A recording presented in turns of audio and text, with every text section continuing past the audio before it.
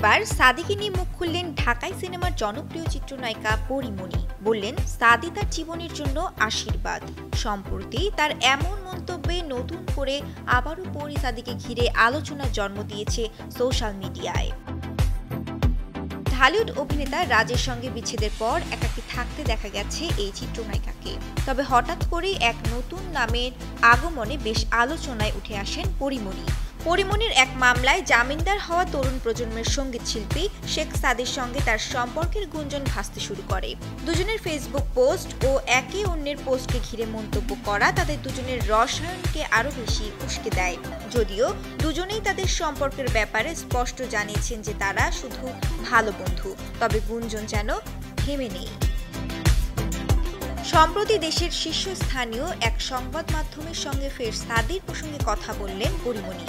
এবার স্পষ্ট করেই পরীমণি জানান দিলেন সাদি তার জীবনে জাদুর মতো। পরীমণি বলেন, সাদি আমার জীবনে একটা জাদুর মতন, আমি মন খুলে যার সাথে নিজের কথাগুলো বলতে পারি। জীবনের খারাপ সময় যে পাশে থাকে, আগলে রাখে, সে তো জীবনের আশীর্বাদ হয়েই আসে। ও ঠিক আমার কাছে তেমন। সাদি প্রসঙ্গে পরী আরো বলেন, একটা চড়াই উতরাইয়ের মধ্য দিয়ে আমার জীবন চলছে। বিপদের সময় যে পাশে থাকেন সে আমার জীবনের জন্য আশীর্বাদ। আমি এই জীবনে অনেক শুভাকাঙ্ক্ষী পেয়েছি, এখনো আমার অনেক শুভাকাঙ্ক্ষী রয়েছে।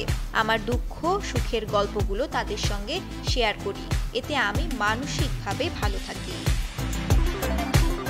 এদিকে তরুণ প্রজন্মের গায়ক শেখ সাদি জানান, একই অঙ্গনে দীর্ঘদিন কাজ করার কারণে পরীমণির সঙ্গে বেশ আগেই পরিচয় হয়েছিল তার। তখন থেকে পেশাগত বিষয় নিয়ে তার সঙ্গে নিয়মিত কথাবার্তা হতো। তিনি আরো বলেন, আমিও ইন্ডাস্ট্রিতে কাজ করছি অনেক দিন হলো। পরীর অনেক ইতিবাচক গুণ রয়েছে। বিপদে আপদে মানুষের পাশে থাকেন, আমি তার মঙ্গল কামনা করি সব সময়। শ্রেয়া রায়, কালের কণ্ঠ।